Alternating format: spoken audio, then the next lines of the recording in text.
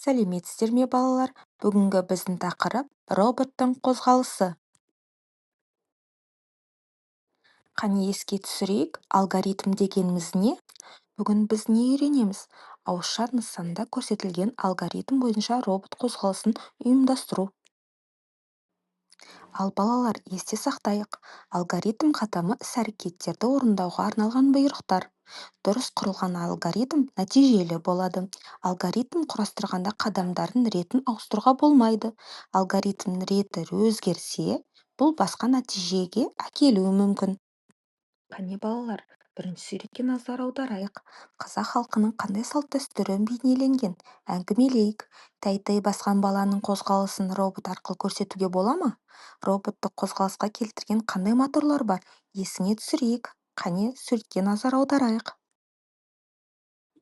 Балалар, роботтың үлкен моторына программа құруға арналған үш программалық блок бар. Екінші суретке назар аударайық. Олар үлкен мотор, моторды тәуелсіз басқару және рульдік басқару болып табылады. Қараңдаршы, бірінші суретте үлкен моторын уақытпен басқаруын көрсетілген. Екінші суретте моторды айналысу саны арқылы тәуелсіз басқару көрсетілген. Үшінші суретке қарайық. Қозғалысты градус арқылы рульдік басқару көрсетілген. Келесі тапсырманы орындайық. Тәй-тәй басқан баланың қозғалысын бірінші суретте робот қозғалысы арқылы көрсетейік. Ол үшін баланың қозғалысын ауызша алгоритммен сипаттайық алдымен. Баланың қозғалысын алгоритм робот қозғалысына ауыстырып көрейік.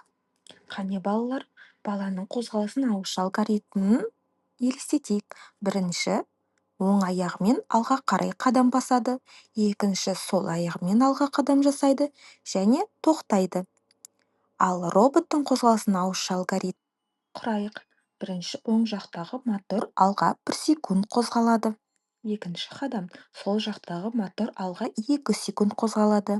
Үшінші қадам, оң жақтағы мотор алға 2 секунд қозғалады және тоқтайды. Жарайсыңдар балалар.